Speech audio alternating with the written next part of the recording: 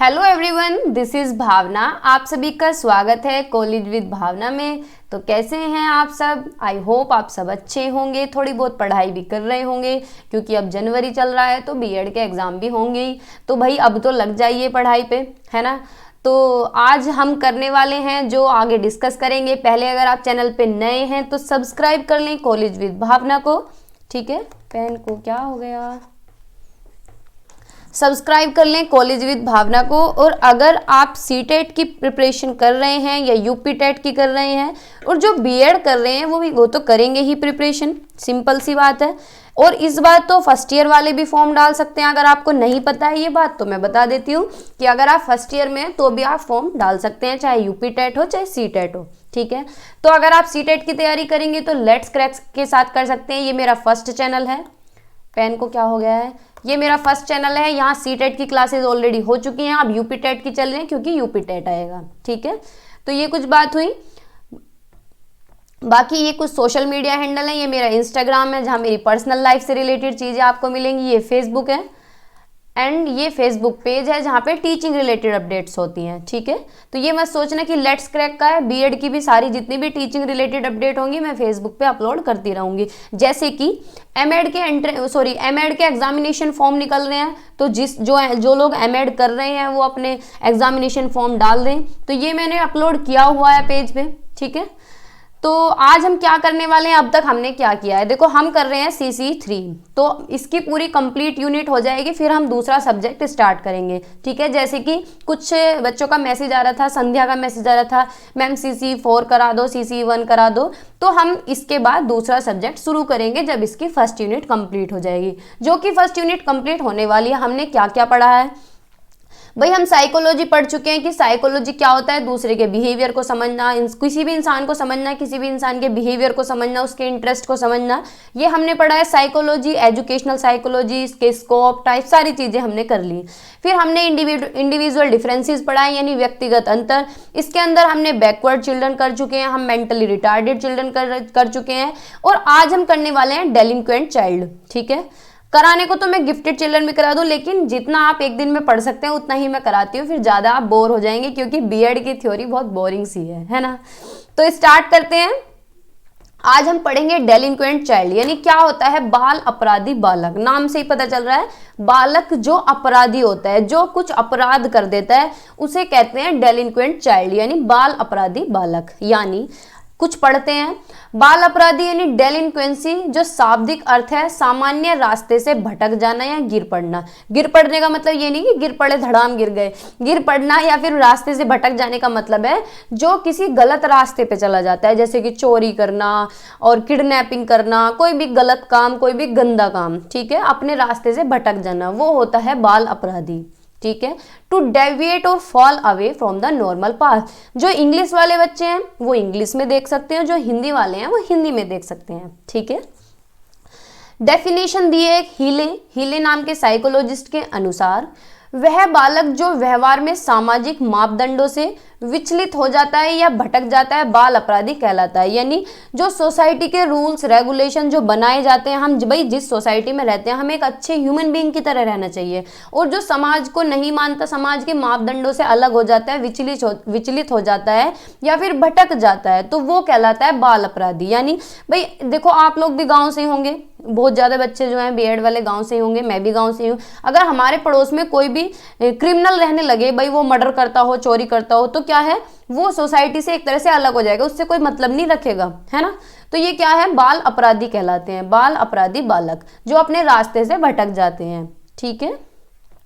फिर दो डेफिनेशन और रखी है मैंने, वैसे तो बहुत सारी डेफिनेशन है, लेकिन जब भी आपके पेपर में आए तो आपको कैसे लिखना है कि पहले आप बता देंगे कि बाल अपराधी बच्चा कौन सा होता है, जो अपने रास्ते से भटक जाते हैं, गलत रास्ते पे चल जाते हैं, क्राइम करने लगते हैं, वो होते हैं बाल अपराधी बालक। फिर दो डेफिनेशन लिख सकते हैं जो भी आपको अच्छी लगे, फिर उसके बाद आगे का प्रोसेस स्टार्ट करें, ठीक है। जैसे कि न्यू मेयर एक साइकोलॉजिस्ट है, उनके अनुसार क्या है, समाज विरोधी व्यवहार कि कई प्रकार जो व्यक्तिगत तथा सामाजिक विघटन उत्पन्न करें, यानी बच्चे का इस तरह का बिहेवियर हो कि समाज में वो एडजस्ट ना कर पाए। जैसे कि मैंने अभी बताया, हमारे पड़ोस में या किसी के भी पड़ोस में कोई मर्डरर रहने लगे, किसी ने मर्डर किया हो, तो क्या है, वो समाज में विघटन करेगा, यानी सोसाइटी में एक तरह से बैरियर आ जाएगा। भाई पड़ोसी भी कहने लगेंगे भैया बच के चलो इससे, है ना। तो क्या है, वो क्या कहलाता है, बाल अपराध कहलाता है, यानी डेलिंक्वेंसी कहलाता है। ठीक है, आया समझ।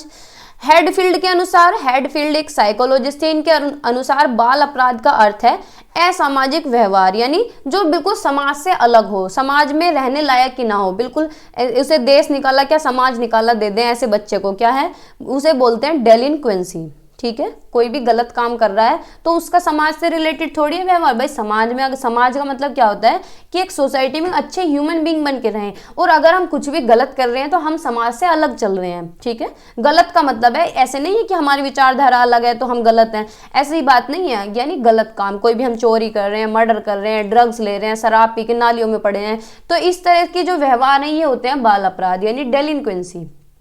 ठीक है भाई, अपराध तो कुछ भी हो सकता है, लेकिन ये अपराध जो है ये कंसीडर किए जा सकते हैं।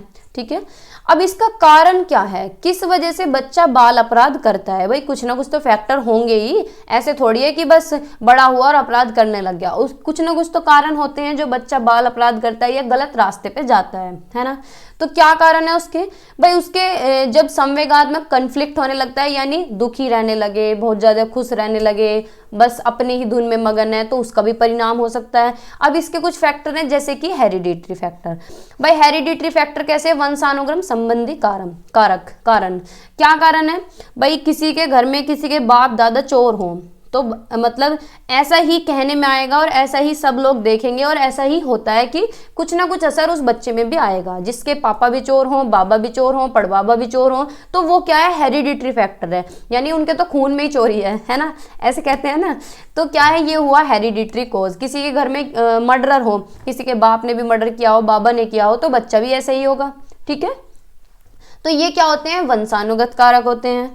ठीक है, एनवायरमेंटल कोज, भाई कि बच्चे को कितनी अच्छी हेरिडिटरी हो, चाहे किसी महात्मा के घर पे पैदा हो रहा हो, लेकिन उसे एनवायरमेंट यानी उसकी सराउंडिंग इतनी गंदी हो, उसके दोस्त ऐसे हों कि शराब पीते हो, सिगरेट पीते हो, ड्रग्स लेते हो, तो घर का चाहे कितना भी अच्छा परिवार हो, लेकिन उसे जो माहौल मिल रहा है ना, वो उसे बाल अपराधी बना देगा, है ना भाई। सही बात है ना, कि बच्चा अगर जिस सोसाइटी में बैठ रहा है, जैसा उसे एनवायरनमेंट मिल रहा है ऐसा ही बच्चा हो जाएगा। तो अगर उसे गलत एनवायरनमेंट मिल रहा है तो उसका भी कहीं ना कहीं इम्पैक्ट पड़ेगा, वो भी कारण हो सकता है। ठीक है, होम एनवायरनमेंट, घर का वातावरण भी हो सकता है। अब घर का वातावरण कैसा होगा ये हम आगे पढ़ेंगे, मैंने रखे हैं पॉइंट। घर की वजह से भी हो सकता है बच्चा, स्कूल के वातावरण की वजह से भी बाल अपराध कर सकता है, और समाज के वातावरण की वजह से भी बाल अपराध कर सकता है। ठीक है, थर्ड है शरीर रचना और शरीर विज्ञान संबंधी कारण भी हो सकते हैं। भाई क्या है, बच्चे की शारीरिक रचना ऐसी हो कि बहुत से बच्चे एम्बेरसिंग फील करते हैं कि मेरी तो हाइट कम है, मैं बहुत ज़्यादा पतला हूँ, इस वजह से फ्रस्ट्रेशन रहने लगे उनके अंदर, इस वजह से बाल अपराधी बन जाए। या फिर मनोवैज्ञानिक कारक भी हो सकता है, यानी साइकोलॉजी, कुछ ना कुछ मेंटली प्रॉब्लम हो उसे, है ना, तो इसकी वजह से भी बाल अपराध हो सकता है। ठीक है, अब घर का वातावरण कैसा होना चाहिए, देखो भाई घर का वातावरण भी बच्चे पे बहुत ज़्यादा असर डालता है। अगर जैसे मैं ही हूँ या कोई आप हो, किसी भी पर्टिकुलर एक बंदे को, जैसे कि संध्या को ले लेते हैं, संध्या बहुत कमेंट करते हैं। अब संध्या के घर का वातावरण अच्छा है, संध्या पढ़ाई में अच्छी है, ठीक है, कॉलेज में भी अच्छी पढ़ती है, घर में खुश रहती है, सारी इच्छाएं उसकी पूरी हो रही हैं, तो संध्या क्या है, एक अच्छी बच्ची बन जाएगी। ठीक है, और जैसे मैं हूँ, मेरे घर का वातावरण अगर बेकार हो या मुझे सब पीटते हो, टॉर्चर करते हो, तो क्या है, मैं परेशान रहने लगूंगी, तो मैं अपने घर को से अलग हो जाऊंगी, एक तरह से मेंटली अलग हो जाऊंगी, है ना। तो क्या फैक्टर हैं घर के, जैसे कि माता पिता का बालकों पर नियंत्रण न रहना, जो पेरेंट्स अपने बच्चों पे कंट्रोल नहीं कर पाते हैं, बच्चा छोटा सा ही है वो भी उल्टा जवाब दे रहा है, और माँ बाप क्या है आराम से सुन रहे हैं, यानी बिल्कुल भी कंट्रोल नहीं है, बच्चा अभद्र व्यवहार कर रहा है। ठीक है, तो ये भी कारण हो सकता है।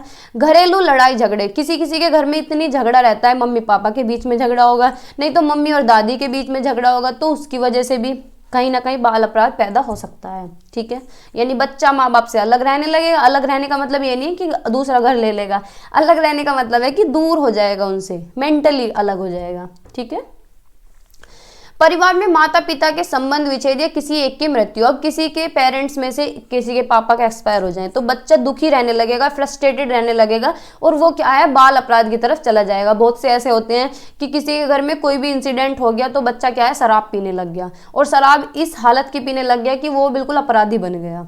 ठीक है भाई, शराब पिएगा तो शराब पीने वाले की कोई जात नहीं होती है ना। पारिवारिक निर्धनता, अब किसी के घर में बहुत ज्यादा पॉवर्टी हो, इतनी गरीबत हो कि बच्चे को क्या है, जाने अनजाने में क्या है, चोरी करनी पड़े, डकैती करनी पड़े, तो उस तरफ भी बाल अपराध हो सकता है ना। माता पिता का पक्षपातपूर्ण रवैया, यानी बच्चों के साथ क्या है, पक्षपात करें, बायसनेस करें कि भाई एक बच्चा पढ़ने में डल है तो माँ बाप उसे बिल्कुल ही प्यार करना छोड़ दें कि ये तो मोटी बुद्धि का है, पूरे दिन उसे ताने कसें, तो इस वजह से भी बच्चा टॉर्चर हो के क्या है, बाल अपराध की तरफ जा सकता है ना। बालकों की रुचियों की ओर ध्यान देना, कि बच्चों पे ध्यान ही नहीं देना कि बच्चों को क्या पसंद है क्या नहीं पसंद है। उसे पढ़ाई पसंद है नहीं, जबरदस्ती कह रहे हैं पढ़ पढ़ भाई पढ़। उसे पसंद है डांस करना, नहीं डांस नहीं करेगा, डांस करना बहुत गलत बात है, तू पढ़ाई कर। किसी को सिंगिंग पसंद है, उससे सिंगिंग पे ध्यान नहीं, तू पढ़ाई कर। तो ऐसे भी नहीं करना है, इसकी वजह से भी बच्चा अपराधी बन जाता है, फ्रस्ट्रेटेड रहने लगेगा, है ना। बालकों को आवश्यकता स्वतंत्रता प्रदान न करना, भाई जितनी जरूरत है उतनी तो फ्रीडम दो, ऐसा नहीं है लड़की है गेट तक भी मत चली जाना, है ना, बाहर तक भी मत चली जाना, तो जितनी नेचुरली देनी चाहिए उतनी तो दो। ऐसा नहीं है कि बिल्कुल बंदिश में रख लो, एक कमरे में बंद कर दो, यहीं पे तेरी किताब आएंगी, तेरी फीस हम भर के आ गए हैं, बस तू इसी कमरे में इसी कोने में पढ़ेगी, बाहर नहीं जाएगी, बिल्कुल भी दिखनी नहीं चाहिए। तो इतनी भी स्वतंत्रता गलत है, इतनी भी ज़्यादा पाबंदियाँ बच्चे को बाल अपराधी बना देती हैं। ठीक है। सोतेले माता पिता, भाई स्टेप पेरेंट्स हों तो फिर तो पता नहीं क्या क्या कर सकता है बच्चा, है ना। घर के अन्य सदस्यों का अपराधी होना, जैसे इसे हेरिडिटरी फैक्टर में हम गिन सकते हैं कि भाई घर में अपराधी हैं, किसी के बाबा अपराधी हैं, पापा अपराधी हैं, तो उनका भी फर्क पड़ता है, उनकी वजह से भी बच्चा बाल अपराधी बन सकता है ना। बालकों की आवश्यकताओं को पूरा न कर पाना, जो बच्चे की नीड्स हैं, बेसिक नीड तो पूरी करनी चाहिए, अगर बच्चे की बेसिक नीड भी पूरी नहीं हो रही है तो भी वो रास्ते से भटक सकता है, गलत रास्ते पे जा सकता है। ठीक है, तो ये हुए घर के वातावरण। आप कुछ भी पॉइंट बना के लिख देंगे जो अपनी समझ के अनुसार है वो भी ठीक रहेंगे, लेकिन लैंग्वेज ठीक होनी चाहिए। ठीक है, इंग्लिश में लिख रहे हैं तो इंग्लिश में ही लिखें, हिंदी में लिख रहे हैं तो हिंदी में ही लिखें। ठीक है, किसी एक की कमेंट आ रही थी कि मैंने इतनी अच्छी कॉपी लिखी और मेरे 61% आए, तो भाई देखो क्या होता है, एग्जामिनर क्या देखता है, अगर आप इंग्लिश में लिख रहे हैं तो उसका माइंड उसी तरह से काम करता है कि पूरी कॉपी इंग्लिश में लिखी हो, अगर आप हिंदी में लिख रहे हैं तो पूरी कॉपी हिंदी में लिखी हो। और सबसे मेन चीज़ है, चाहे आपने अंदर कितना भी अच्छा लिखा हो लेकिन ऊपर की हेडिंग अच्छी होनी चाहिए। ठीक है, अब घर का वातावरण है, जैसे ये हेडिंग है घर का वातावरण, अगर खाली घर लिख दें तो एग्जामिनर को क्या समझ आएगा, है ना। तो घर का वातावरण अगर हम लिखेंगे तो अच्छा रहेगा ना। तो हेडिंग, ज़्यादातर हेडिंग पे ध्यान देना है। ठीक है, तो जो पूछ रहे थे, मैं उनका नाम याद नहीं रहा, कुछ लंबा सा नाम है, तो सेकेंड ईयर में जब आप पेपर देंगे तो इसी तरह से देना, अगर आपका मीडियम हिंदी है तो हिंदी में, इंग्लिश है तो इंग्लिश में, पूरी कॉपी एक ही लैंग्वेज में होनी चाहिए। ठीक है। स्कूल का वातावरण, अब स्कूल का वातावरण कैसा होना चाहिए, इंडिविजुअल डिफरेंसेस यानी व्यक्तिगत भिन्नताओं का भी ध्यान रखना चाहिए। भाई हर एक बच्चे पे ध्यान देना चाहिए कि बच्चे का क्या इंटरेस्ट है, क्या उसकी रुचि है, क्या वो पढ़ना चाहता है, क्या वो पढ़ना नहीं चाहता है। ठीक है। लैक ऑफ को करिकुलर एक्टिविटीज, ऐसा नहीं है कि सिर्फ पढ़ाने पे ही ध्यान दें। को करिकुलर एक्टिविटीज का मतलब क्या होता है, खेल कूद, स्कूल से बाहर यानी पढ़ाई से अलग जो एक्टिविटीज होती हैं, जैसे कि डांसिंग है, सिंगिंग है, प्लेग्राउंड में लेके जाना, विजिट्स पे लेके जाना, तो ये क्या है, को करिकुलर एक्टिविटीज, यानी इन पे भी ध्यान देना चाहिए। अगर इन पे ध्यान नहीं दे रहे हैं तो क्या पता बच्चा पढ़ाई से फ्रस्ट्रेट होकर बाल अपराध करने लगे, है ना। Lack of guidance in school, यानी टाइम टू टाइम गाइडेंस मिलती रहनी चाहिए, है ना। बिहेवियर ऑफ टीचर, टीचर का बिहेवियर अच्छा होना चाहिए, ऐसे नहीं है कि डल बच्चा है तो उसे पीट पीट के इतना ज़्यादा पीट दो कि वो अपराधी बन जाए। ठीक है भाई, कब तक पिटेगा बच्चा भी, है ना। तो बहुत से टीचर्स करते हैं ये काम भी। टीचिंग मेथड्स, अच्छे टीचिंग मेथड्स होने चाहिए बच्चों को जो सूटेबल हो। सिचुएशन ऑफ स्कूल, अब सिचुएशन का क्या मतलब है, भाई घर के 2 किलोमीटर, 4 किलोमीटर, 5 किलोमीटर के दायरे में स्कूल हो तो ठीक। अब जैसे कि बच्चे को हॉस्टल में डाल दिया है तो पेरेंट्स थोड़ी देखने जा रहे हैं वहाँ, जैसे कि बच्चे ने 12th करी, अब नया नया जोश है बच्चे के अंदर, 12th करके आया है और हॉस्टल में उसे डाल दिया, तो वहाँ ड्रग्स लेने लगे, शराब पीने लगे, सिगरेट पीने लगे, पेरेंट्स थोड़ी ना देखने जाएंगे। पेरेंट्स जब देखने जाएंगे जब बात इतनी आगे बढ़ जाएगी कि फिर संभाली नहीं संभलेगी, है ना। तो क्या है, सिचुएशन ऑफ स्कूल भी मैटर करता है। एग्जामिनेशन, अब ऐसा नहीं है कि बच्चे के एग्जामिनेशन हो रहे हैं, नंबर गंदे आ रहे हैं तो उसे इतना ज़्यादा पिटाई की जा रही है कि वो बाल अपराध की तरफ चला जाए, ठीक है, तो ये भी नहीं होना चाहिए। स्ट्रिक्ट डिसिप्लिन, ये भी गलत है। पोलाइटली बिहेव करें, अच्छा डिसिप्लिन हो, ठीक है। एक्सेसिव होमवर्क, इतना ज़्यादा होमवर्क कर रहे हैं, बच्चा कर नहीं पा रहा है, अगर बच्चा कर नहीं पा रहा है तो फिर उसकी पिटाई कर रहे हैं, तो ऐसा भी नहीं होना चाहिए। स्कूल का एनवायरनमेंट भी अच्छा हो जिससे बच्चा बाल अपराध की तरफ ना जाए, ठीक है। आगे चलते हैं, फिर इसकी रोकथाम क्या है। अब तक हमने पढ़ लिया कि भाई बाल अपराध क्या होता है, किस वजह से होता है, क्या कारण होते हैं। अब इसकी रोकथाम क्या है। अगर बच्चा बाल अपराधी बन जाता है, कुछ भी अपराध करने लगता है, तो उसे कैसे रोक सकते हैं हम, ठीक है भाई रोकना भी तो जरूरी है ना। फर्स्ट है रोकथाम के प्रयत्न करना, यानी टू एडॉप्ट प्रिवेंटिव मेजर्स, यानी कुछ प्रयत्न करना, कुछ कोशिश करना। आगे पढ़ेंगे। सुधारात्मक प्रयत्न, यानी बच्चे को सुधारने की कोशिश करना। विशेष बाल न्यायालय बनाना या स्पेशल जुवेनाइल कोर्ट बनाना है। स्पेशल जुवेनाइल कोर्ट का क्या मतलब है, जैसे कि किसी बच्चे ने कोई अपराध किया तो उसे जेल में न डाल के स्पेशल जुवेनाइल कोर्ट में डालना, जहां उसे थोड़ी सी सीख मिल सके, समझदारी मिल सके, उसे समझा सके कि भाई तुमने ये काम गलत किया है, ठीक है। जैसे कि आपने सुना होगा कि 18 साल से अगर कोई कम होता है तो उसे जेल नहीं होती है। जब उसे जेल नहीं होती ना तो वो इनमें जाता है बाल न्यायालय में, ठीक है, चाहे लड़की हो चाहे लड़का हो। सुधार विद्यालयों की व्यवस्था, यानी रिफॉर्मेटिव स्कूल भी बच्चों के लिए स्पेशल बनाए जाने चाहिए। जो बच्चे अपराधी होते हैं, जैसे कि कोई छोटी उम्र में ही मर्डर कर देता है या कुछ भी चोरी कर देता है, किडनैपिंग कर देता है, रेप कर देता है, तो इनके लिए रिफॉर्मेटिव स्कूल होने चाहिए जहाँ इनको अच्छी शिक्षा दी जा सके। क्या पता ये आगे जाके अच्छे ह्यूमन बींग बन सकें, है ना। थोड़ा सा और डिटेल में पढ़ लेते हैं। प्रिवेंटिव मेजर, फर्स्ट क्या था, रोकथाम के प्रयत्न। अब क्या क्या रोकथाम हो सकते हैं। परिवार के वातावरण में सुधार, जैसे कि हमने पढ़ा था कि घर का एनवायरनमेंट कैसा होना चाहिए। देखो, एक तो माँ बाप के बीच में लड़ाई झगड़े नहीं होने चाहिए, बच्चे के साथ पक्षपात ना करें, बच्चे से पोलाइटली बिहेव करें, बच्चे की पिटाई ना करें, बच्चे की बेसिक नीड्स पूरा करें, गरीबी नहीं होनी चाहिए बिल्कुल भी। तो इस तरह का एनवायरनमेंट भी हम घर का सुधार सकते हैं। ये पॉइंट आप ऐड कर सकते हैं, ठीक है, लिख सकते हैं कॉपी में। स्कूल के वातावरण में सुधार, अब स्कूल के वातावरण में कैसे सुधार कर सकते हैं। टीचर का बिहेवियर अच्छा हो। भाई देखो, जैसे हम डॉक्टर के जाते हैं, डॉक्टर का बिहेवियर इतना अच्छा होता है कि बीमारी उसकी आवाज़ से ही खत्म हो जाती है ना। तो क्या है, टीचर का बिहेवियर बहुत अच्छा होना चाहिए। मेथड्स, जो वो पढ़ा रहा है मेथड्स भी अच्छे होने चाहिए, बच्चों के अकॉर्डिंग होने चाहिए, जो बच्चे को समझ आए, ठीक है। और क्या होना चाहिए, स्कूल में ज़्यादा पढ़ाई पे ध्यान ना देके को करिकुलर एक्टिविटीज़ भी करानी चाहिए, है ना। तो क्या है, ये स्कूल के वातावरण में सुधार हो सकता है। सोसाइटी में कैसे सुधार हो सकता है कि भाई पड़ोसी हैं, घर वाले हैं, ताने दे रहे हैं, तो इस तरह का बिहेव ना करें। सोसाइटी भी कोऑपरेटिव हो बच्चे के साथ, कि बच्चा अगर कुछ भी गलत कर रहा है तो ऐसा नहीं है कि उस पर ताने कसे, उसे समझाएं कि बच्चा ये बात गलत है ना। तो सोसाइटी भी कोऑपरेट करे, ठीक है। क्यूरेटिव मेजर क्या है, यानी सुधारात्मक प्रयत्न।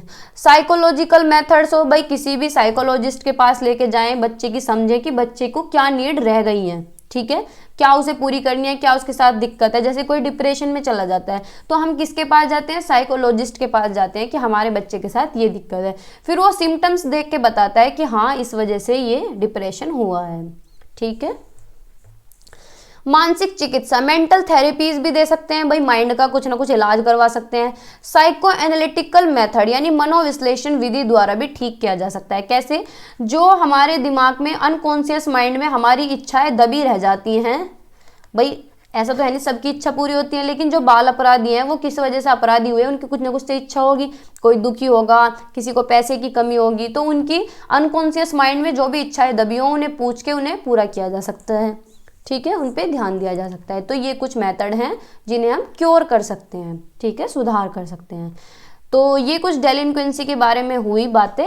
तो अगर आपको लॉन्ग क्वेश्चन देखने को मिले तो आपको इसी तरह से लिखना है। मैंने बिल्कुल शॉर्ट फॉर्म में ही लिखा है, इतना ज़्यादा लिखा नहीं है, ठीक है। तो आप इसी तरह से पॉइंट बना के लिख सकते हैं, ठीक है।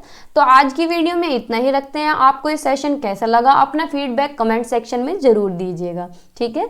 बाय बाय, टेक केयर, हंसते रहिए, मुस्कुराते रहिए और पढ़ते रहिए, और चैनल को शेयर कीजिएगा अपने फ्रेंड्स के साथ जहाँ भी आप जुड़े हुए हो, ठीक है। इतना तो कर ही सकते हैं ना भाई, है ना, ठीक है। Bye bye.